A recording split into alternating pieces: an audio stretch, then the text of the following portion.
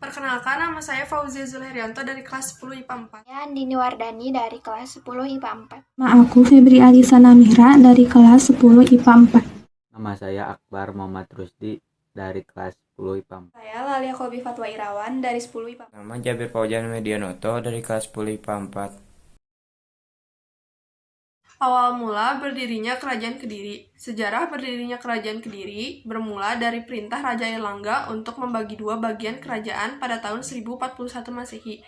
Pembagian kerajaan ini dimaksudkan untuk menghindari pertikaian.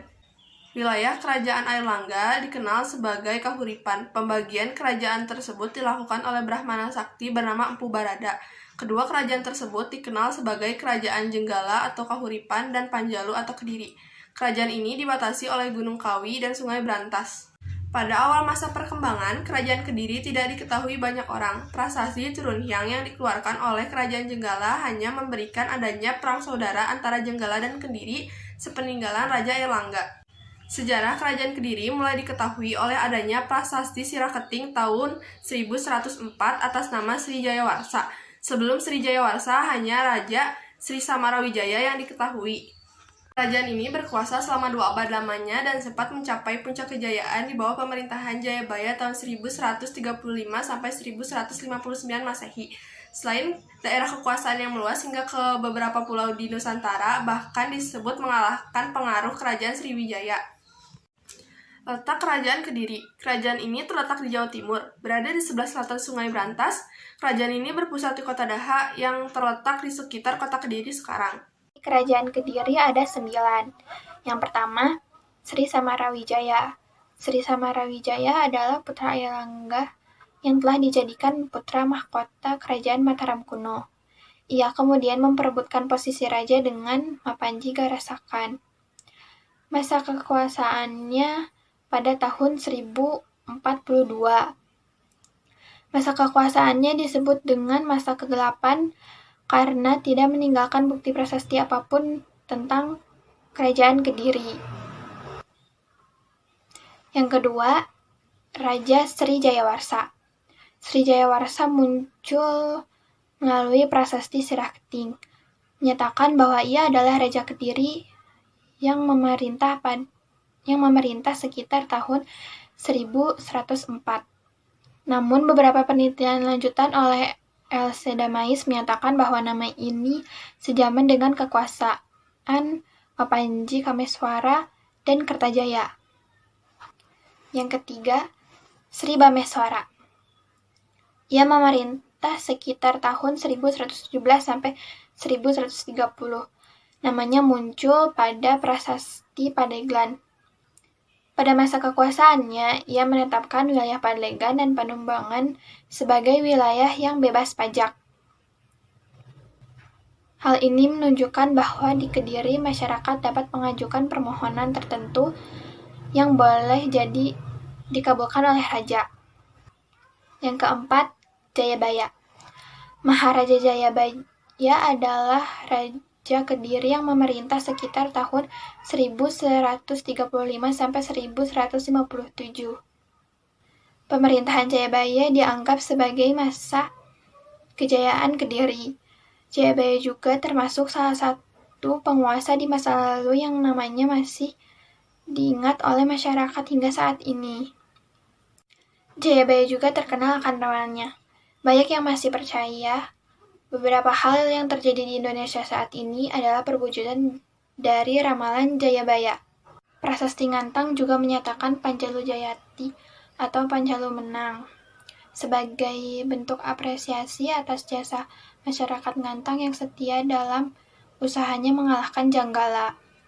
Ia berhasil menyatukan kembali Janggala dan Panjalu di bawah naungan Kediri. Yang kelima, Sri Sarweswara. Nama Sri Sarweswara ditemukan pada Prasasti Pandeglang II dan Prasasti Kahyunan. Tidak diketahui secara pasti kapan kembali Janggala dan Panjalu di bawah naungan Kediri. Yang kelima, Sri Sarweswara. Nama Sri Sarweswara ditemukan pada Prasasti Pandeglang II dan Prasasti Kahyunan. Tidak diketahui secara pasti kapan Sri Sarweswara naik atau turun tahta. 6. Sri Aryaswara. Nama Sri Aryaswara ditemukan pada Prasasti Angin. Pada Prasasti Angin juga menyantumkan lambang kerajaan Kediri pada masa kekuasaannya, yaitu Ganesha. 7. Sri Gandra. Nama Sri Gandra muncul pada Prasasti Jaring yang berisi tentang permohonan anugerah raja dari masyarakat desa Jaring. Yang ke-8 ada Raja Kertajaya. Raja Kertajaya merupakan raja terakhir di Kerajaan Kediri yang muncul di beberapa prasasti dan kitab Nagara Kertagama. Kitab ini menyatakan bahwa Kertajaya menghendaki untuk disembah oleh para petinggi keagamaan, namun ditolak, dan keagamawan pun meminta perlindungan kepada Ken Arok. Informasi tambahan, Kerajaan Kediri mencapai masa kejayaannya pada masa kepemimpinan Raja Jayabaya selama 2 abad. Selanjutnya, perkembangan politik, sosial, dan ekonomi Kerajaan Kediri. Kehidupan politik Kerajaan Kediri pada isi prasasti Mahaksubya dan Kitab Nagara Kertagama diceritakan bahwa pembagian wilayah Kerajaan Kediri dilakukan oleh Empu Barada setelah diutus oleh Airlangga pada tahun 963 Masehi. Raja Airlangga pun memutuskan untuk mengundurkan diri dan memilih untuk menjadi petapa. Pada masa awal pemerintahan Jayabaya, kekacauan pun terjadi akibat pertentangan dengan Janggala. Pada tahun 1135 Masehi, Jayabaya berhasil memadamkan kekacauan itu. Setelah kerajaan stabil, Jayabaya mulai menata kehidupan ekonomi Kerajaan Kediri yang mengandalkan bidang kemaritiman dan agraris. Karena kondisi tanah yang subur, masyarakat pun memutuskan untuk mengandalkan mata pencaharian sebagai petani. Kemakmuran pun terwujud karena hasil pertanian yang melimpah. Masyarakat yang hidup di pesisir pantai, mereka mengandalkan mata pencaharian di bidang pelayaran dan perdagangan. Perkembangan pesat terjadi pada bidang perairan dan perdagangan. Hubungan dagang dengan daerah lain sudah dilakukan. Contohnya dengan daerah Sriwijaya di Sumatera dan Maluku. Masyarakat di pesisir memiliki hubungan baik dengan orang-orang di pedalaman. Interaksi terjadi melalui lalu lintas air di Sungai Brantas.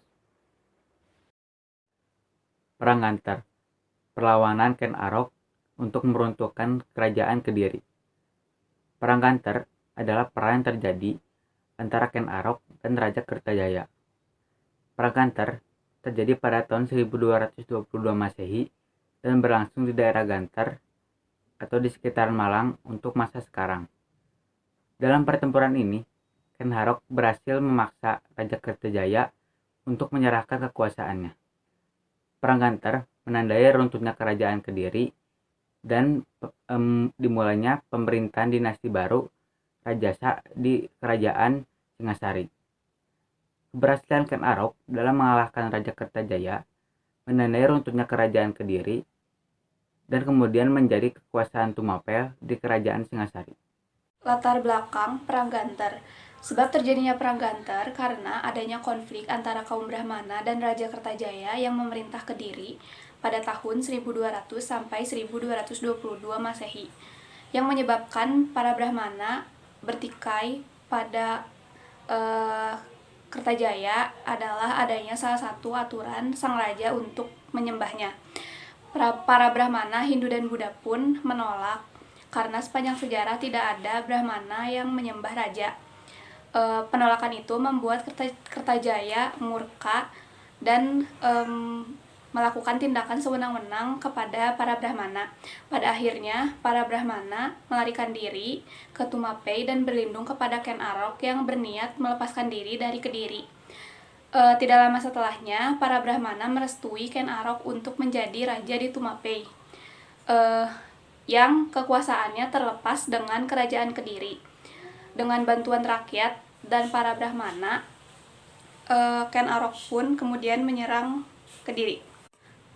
Keruntuhan Kerajaan Kediri. Runtuhnya Kerajaan Kediri terjadi pada masa kekuasaan Raja Kertajaya. Seperti dikisahkan pada kitab Pararaton dan Nagara Kertagama, pada tahun 1222, Kertajaya dianggap telah melanggar agama dan memaksa Brahmana untuk menyembahnya sebagai dewa. Para Brahmana meminta perlindungan kepada Ken Arok. Ken Arok bercita-cita memerdekakan Tumapei, kekuasaan Kediri. Akhirnya mencetuskan perang antara kerajaan Kediri dan Tumapei di dekat desa Ganter. Peninggalan kerajaan Kediri. Yang pertama, Prasasti Jaring. Prasasti ini tingginya 170 cm, lebarnya 72 hingga 91 cm, tebalnya 43 cm. Prasasti ini menceritakan tentang penduduk Jaring tua yang menghadap raja melalui perantara Panglima Angkatan Laut untuk memberitahu bahwa mereka mendapatkan anugerah dari raja terdahulu yang belum terkabulkan. Lalu permohonan ini dikabulkan oleh Raja Kandra. Yang kedua, Prasasti Ngantang. Prasasti ini berisikan tentang hadiah yang diberikan Raja Baya kepada rakyat Ngantang berupa sebidang tanah yang dibebaskan dari pajaknya pada tahun 1135 Masehi. Prasasti ini ditulis menggunakan aksara dan bahasa Kawi. Yang ketiga, Kitab Krisnayana. Kitab ini menceritakan tentang riwayat Krishna. Ia adalah anak yang nakal, tetapi ia dikasihi oleh setiap orang karena ia selalu menolong orang lain. Ia memiliki kesaktian yang sangat luar biasa. Yang keempat, Kitab Bharatayuda. Kitab ini menceritakan tentang perang antara Korawa dan Pandawa yang disebut juga Perang Bharatayuda. Yang kelima, Kitab Semaradana. Kitab ini menceritakan tentang sepasang kekasih yaitu Sema dan Rati. Mereka menggoda Dewa Siwa yang sedang bertapa, lalu mereka dikutuk oleh Dewa Siwa.